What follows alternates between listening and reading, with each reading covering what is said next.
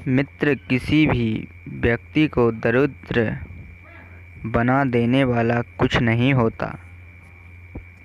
वास्तव में व्यक्ति की मानसिकता ही उसकी का कारण है, क्योंकि हम जैसा सोचते हैं वैसा ही तो प्राप्त करते हैं। इस तथ्य को हमें ध्यान में रखना चाहिए। मानव जीवन में विचारों का महत्वपूर्ण स्थान होता है और ये सत्य है कि कोई व्यक्ति खुली आंखों से अपने सपनों को पूरा करने की सोचता है तो कोई व्यक्ति बंद आंखों से। मित्रों, आज हम इस वीडियो के माध्यम से आपको उन बातों के बारे में बताएंगे जैसे आप भी एक ऐसी मानसिकता विकसित कर सकते हैं जिससे आप भी अपने जीवन में सफलता और शांति को प्राप्त कर सकें। अगर आपको दरिद्रता या गरीबी ने जकड़ रखा है तो उसे हमेशा के लिए समाप्त कर सके या आपके जीवन में कभी भी भविष्य में आने वाली गरीबी और को स्वयं के जिंदगी से कोसों दूर रख सकें, तो इस रहस्य को समझने के लिए आपको इस कहानी को सुनना चाहिए। एक समय की बात है, गांव में एक मास्टर जी ने अच्छी शिक्षा देने के उद्देश्य से एक स्कूल की स्थापना की। बस से स्कूल में बहुत सारे शिष्य पढ़ने आया करते थे। मास्टर जी भी अलग और मेहनत से, बिना किसी लोभ लालच के ईमानदारी से बच्चों को बेहतर से बेहतर शिक्षा देने में जी तोड़ मेहनत कर रहे थे। एक दिन मास्टर जी और उनका एक गांव में शिक्षा के प्रसार के उद्देश्य से गांव का भ्रमण कर रहे थे। जब वे चल रहे थे तो एक बड़े से खेत के पास पहुँचे। वहाँ उनको जोरों की प्यास लगी थी। उन्हें उससे बड़े से खेत के बीच में एक झोपड़ी दिखाई थी। मास्टर जी और उनका शिष्य उस घर के पास जाते हैं और दरवाजे के पास जाकर आवाज़ लगाते हैं। कुछ ही देर बाद दरवाज़ा खुलता है और अंदर से एक व्यक्ति आता है जिसके साथ मैं, उनकी पत्नी और 3 बच्चे भी थे, जो बहुत ही गरीब और दरिद्र अवस्था में दिख रहे थे।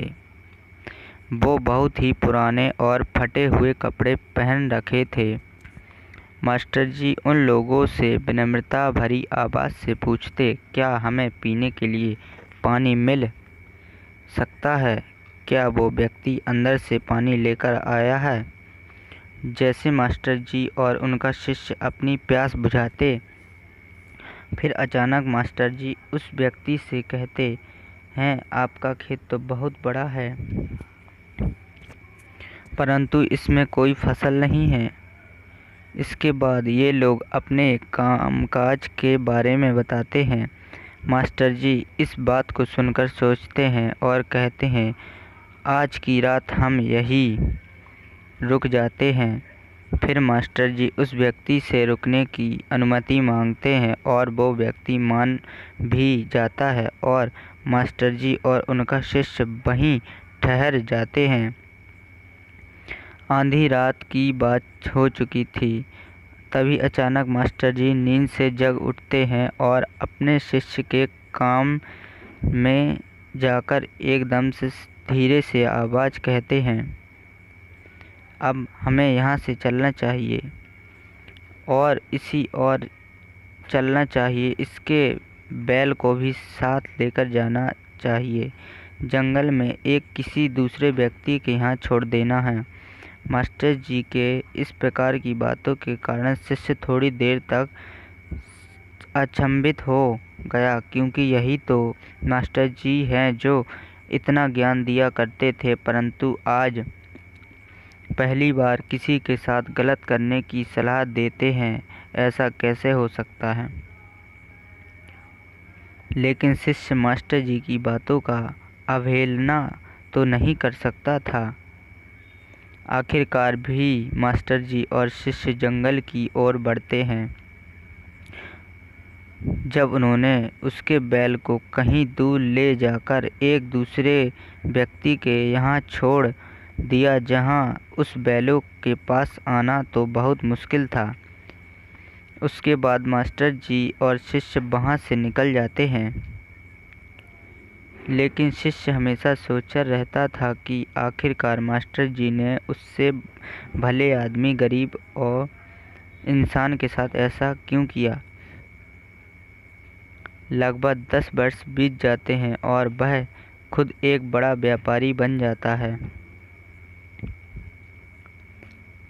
तब उनके मन में एक फिर से वही प्रश्न अक्सर आने लगा।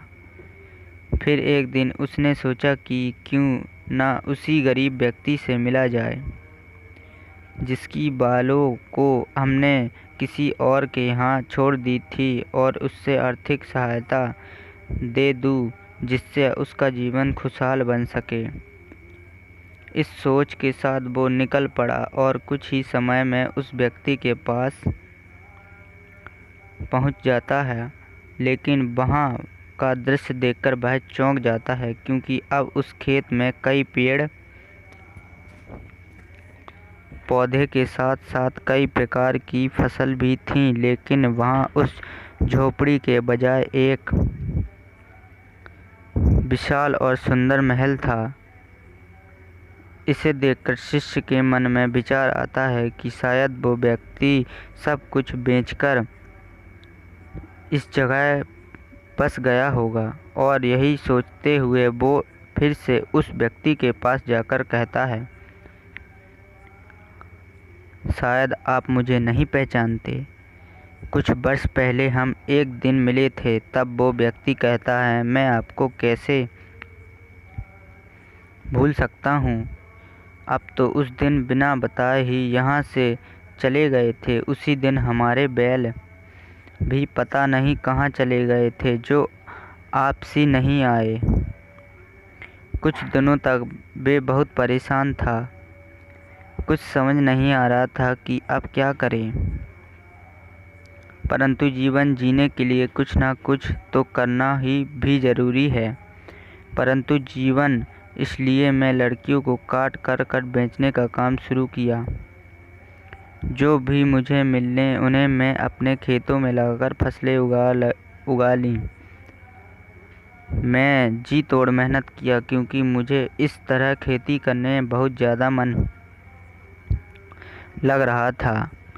फसल बहुत अच्छी हुई।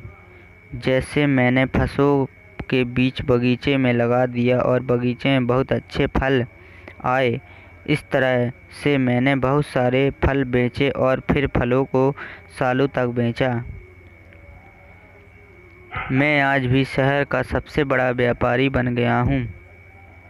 लेकिन ये सब कुछ नहीं हो पाता अगर वो बैल यहाँ से नहीं गए होते, क्योंकि उन्हीं बैलों के जाने के कारण मैंने कोई दूसरा काम तो नहीं किया, लेकिन उसके बदले उस काम को करने का दूसरा रास्ता चुना। लेकिन आज मैं अपनी ज़िंदगी में बहुत खुश हूँ और शहर का सबसे बड़ा व्यापारी हूँ। ये बात सुनकर शिष्य कहता है, ये काम तो तुम पहले भी कर सकते थे। तब वो व्यक्ति बोलता है कि करते सकता हूँ, परंतु उस समय मेरी ज़िंदगी बिना मेहनत के भी चल रही थी। इसी कारण मुझे कभी कभी बात का आभास नहीं हुआ। मैं कुछ और काम भी तो कर सकता हूँ। यही कारण है कि मैंने कभी कोशिश नहीं की। लेकिन बैल के जाने के बाद मुझे एहसास होने लगा कि मैं कुछ और भी कर सकता हूँ। और मैंने उसी समय यह दृढ़ निश्चय किया कि मैं अपनी ज़िंदगी में जो कुछ भी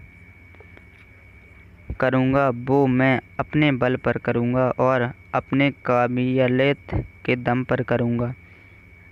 और इसी संकल्प की वजह से आज मैं इस मुकाम पर पहुँचा हूँ। शिक्षकों, अब समझ आ गया है था कि उसके मास्टर जी ने जानबूझकर उसके बैल को दूर किसी को यहाँ क्यों छोड़ने की बात कही थी।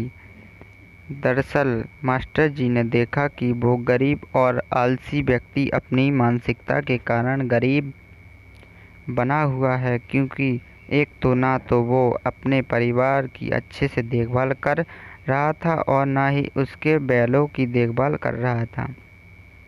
बस वो थोड़ी बहुत खेती में काम करता था, जैसे तेरा अपना जीवन यापन कर रहा था। बहनों को मास्टर जी ने और उनके शिष्य कहीं दूर किसी भले और मेहनती व्यक्ति के यहाँ छोड़ आए थे, ताकि उन बैलों का सही से देखभाल भी हो सके। और जब दूसरी ओर वो गरीब और आलसी व्यक्ति सुधर जाता है तो उन बैलों को वापस किया जा सके। दोस्तों, इन कहानी को सुनकर ये समझा जा सकता है कि क्या आपके जीवन में भी कोई रुकावट है, और अगर कोई रुकावट है तो उसे पार करने का प्रयास कीजिए जो आपके पास है। ना उसे खोने का तो भय बिल्कुल मत कीजिए, क्योंकि आपके पास पाने को तो बहुत कम है, लेकिन सफलता के बाद पूरी दुनिया आपकी है। इस कहानी से हमें भागवत गीता के 5 सबक सीखने को मिलते हैं। पहला, कर्म करो और फल की चिंता मत करो। भगवान श्री कृष्ण ने अर्जुन से कर्म करने की महत्वपूर्ण बात की थी, बिना फल की चिंता किए। इस कहानी में प्रमुख पात्र ने अपनी कर्मों की पूरी श्रद्धा और मेहनत से किया, और फल की चिंता किए बिना ही उसने अपने लक्ष्य को प्राप्त किया। दूसरा, मेहनत और संकल्प से मिलती है सफलता। इस कहानी से हमें यह भी सीखने को मिलता है कि मेहनत, संकल्प और संघर्ष से हम अपने लक्ष्य को प्राप्त कर सकते हैं। तीसरा, आत्मसमर्पण। जैसे अर्जुन ने अपने गुरु श्री कृष्ण के साथ पूरी श्रद्धा और आत्मसमर्पण से काम किया, तो ऐसे ही अपने कर्मों को आत्मसमर्पण के साथ करना चाहिए। चौथा, कर्म और भाग्य। श्रीमद् भागवत गीता में कहा गया है कि हमें कर्म करना चाहिए, परंतु फल की चिंता नहीं करनी चाहिए। बस कहानी में हमें ये सीखने को मिलता है कि कर्म हमारे भाग्य को निर्धारित करते ही नहीं, लेकिन हमारे कर्म हमारे भाग्य को सुधार सकते हैं।